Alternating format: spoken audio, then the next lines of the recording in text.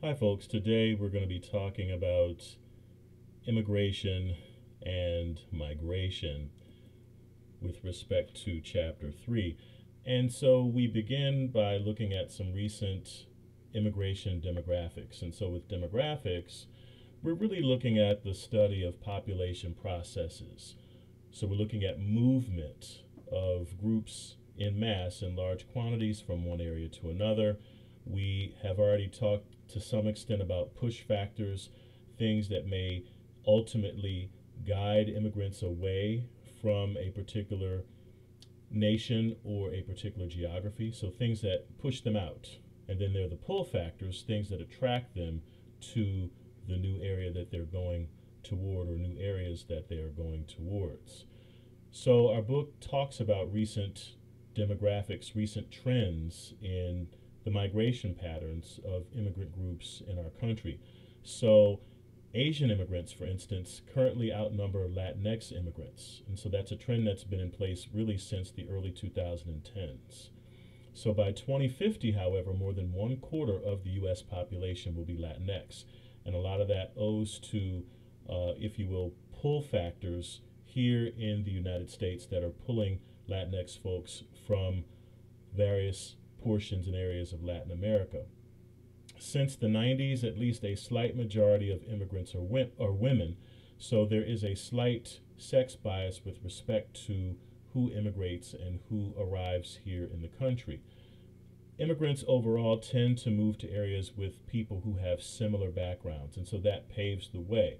So ethnic enclaves, communities that we're learning about this semester that generally are a concentration of a particular ethnic or cultural group. Those ethnic enclaves are often kind of the host communities, some of the earliest places of settlement that immigrants will arrive at.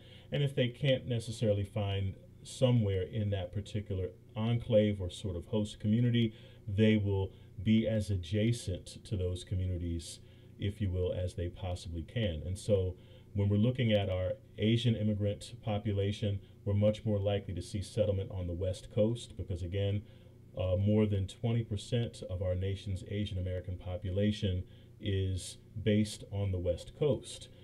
If we're looking at our Latinx population, we're much more likely to see immigrant settlement in the South, particularly the Southwest, but increasingly the Southeast. And we do have Latinx enclaves that have been around since the late 1800s in the Midwest, and we have emergent Latinx enclaves in the Northeast and the Mid-Atlantic states as well. Public opinion on immigration, so we have to talk about that. That tends to fluctuate. It sort of tends to be a mixed bag in terms of how the U.S. population overall, U.S. American citizens, think about migrants to the country. So it kind of can be mixed. There is greater appreciation the longer that individual groups have been here, and particularly the unique members of the group, if they've been here for 3 and 4 generations, so to speak, if there's that much of a lineage here in the U.S. with respect to their family and to many members of their community, there's a lot greater acceptance of those who've been here longer. There's a sense that they are consistent, that they live consistently with mainstream American values, so to speak, and that they have assimilated. And we'll talk more about assimilation as well. So there can also, conversely, as you can imagine, be strong anti-immigrant sentiment. So in every period of U.S. settlement in history, there has been some significant portion or font of anti-immigrant sentiment, and this has been directed at a plethora, at a range of different groups. So for instance, white ethnic groups such as Germans and Irish, when they migrated here to the U.S., they were seen at that time and at those times, they were seen as a threat to American values, and they were not automatically viewed as white upon their arrival. Also, when there's economic stress, particularly in terms of high unemployment, one of the things we see now, for instance, is that we have had high inflation over the past couple of years. So that, in addition to high unemployment at unique points, although this is not a point of high unemployment, it's really the opposite. But again, stress over how much things costs. That often is enough for certain folks, if you will, to think that, well, maybe we have too many folks coming in, or maybe that this is going to be a problem. They see the stresses that they're dealing with and living with, and they're thinking, okay, well, how can we add more people to this mix? If I'm already under a particular amount of stress, particularly economically, will more people perhaps make this worse? And often the assumption is that's the case. However, there is very little evidence that the immigration that we see has some direct implications for what's happening with our personal economies. All right. We also need to talk about unique forms of unauthorized immigration. So we're talking about the act of a non-resident person entering the country without government permission and technically in violation of U.S. nationality law. So the most common type that we tend to think of is the undocumented immigrant. So these are non-citizens who've entered the U.S. without government permission. So more than half of this population hails from Mexico. And again, we have an incredibly long border that we share with the nation of Mexico, and so that's one of the reasons why we tend to see a greater percentage of the undocumented population coming from this part of Latin America. Also, the total undocumented population numbers several million if we're looking at just what we see in the aggregate. If you think of that several million, maybe 5 to 7 million compared to the U.S. population of about close to 340 million people. So that's another way of keeping it in perspective. Now, certain unauthorized immigrants are also known as sojourners. So these are immigrants who leave their home country, they come to the United States, and the hope is that they'll go back. And so the idea is, well, I'll be here for a little while, earn some money that can help people on both sides of the border, and then I'll go back. And also, of course, I'm going to earn what I need to help myself as well. Other kinds of immigration can be referred to under the labels of refugees, asylum seekers, and the internally displaced. So these are generally immigrants that are forced in some way to flee their home country, with refugees being the most severe of the cases. And so often we're looking at folks who, because of political or some kind of civil unrest, home or back home in their native country, they are forced out. This population is also relatively small compared to the unauthorized immigration that we see between undocumented immigrants as well as sojourners. All right, moving on.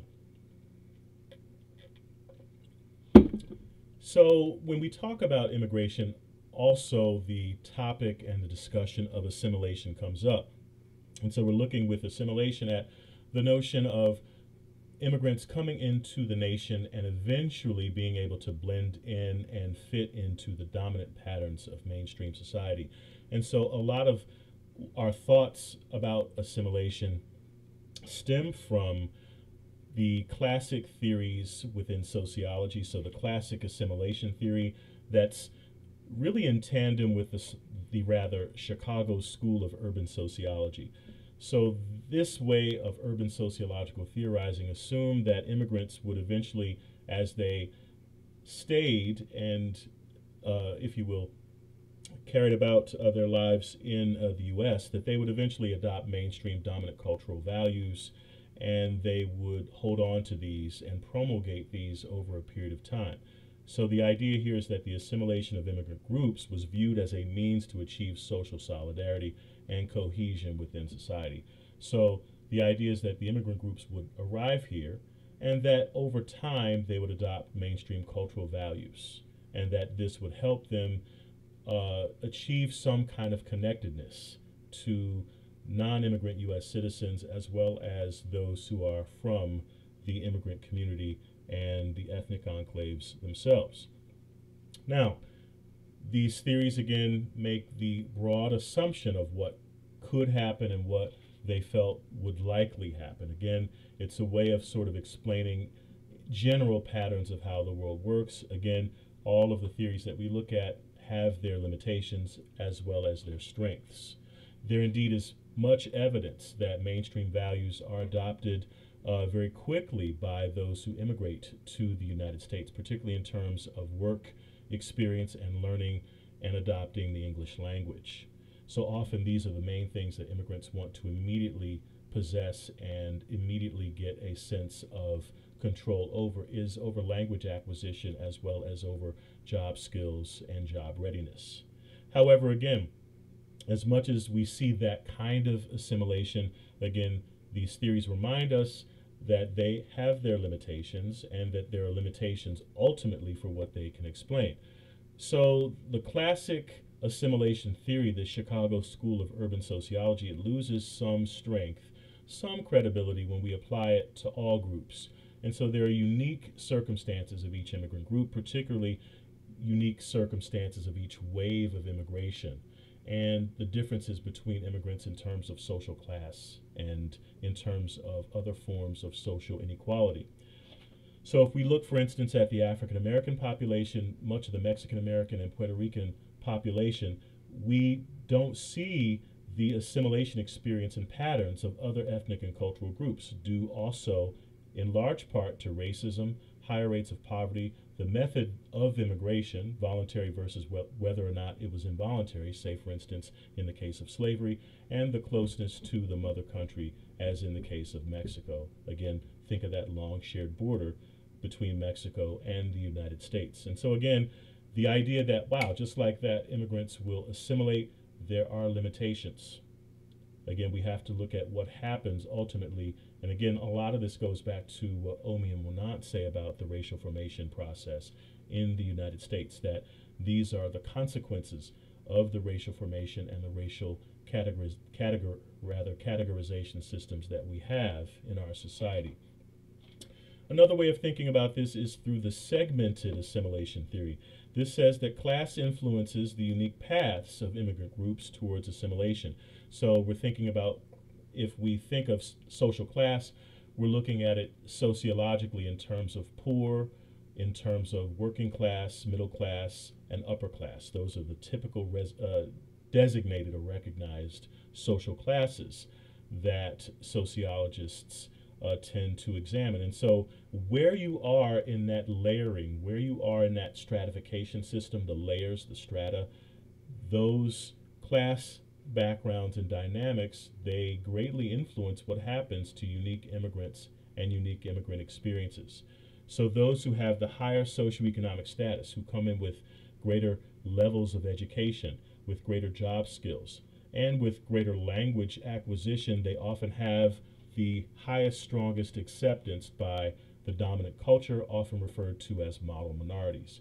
The notion that, well, these immigrants are model U.S. citizens, and that everyone, even those who are non-immigrant U.S. citizens, should adopt their take ultimately on the mainstream. We also have to talk about pluralism and multiculturalism. On the opposite end of the assimilation continuum, that range or that spectrum.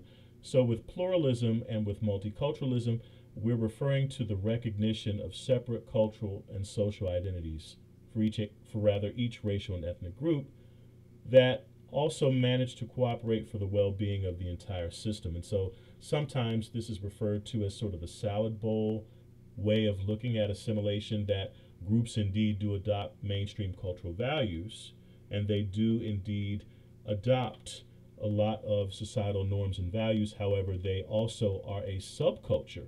So we're looking at a culture within a culture. A lot of the ethnic enclaves that we see, particularly in Asian American communities and Latinx communities, are good examples of this. So we often have the ability to see stronger and greater intergroup relations throughout society as minority groups are able to select individually and collectively the way that they can most adapt to society. So the diversity is part of the strength. The diversity is part of the solidarity, to be able to say, I do indeed have the ethnic enclave, I do indeed have my culture, my subculture, if you will, but I also have ways to experience the dominant culture, and that these really are congruent. They run together, that they're not in opposition. Now, this also brings to mind the concept of middlemen or middleman minorities. These are groups that typically occupy a middle ground, a sort of buffer status between the dominant white society and historically subordinated minority groups. And so throughout history, we're looking at groups like American Jews and Asian Americans. They've often been used as the middlemen kinds of minority groups, providing interpersonal contact to both subordinated minority groups as well as the dominant white majority, also providing some social distance between the dominant white majority and groups that are of lower status.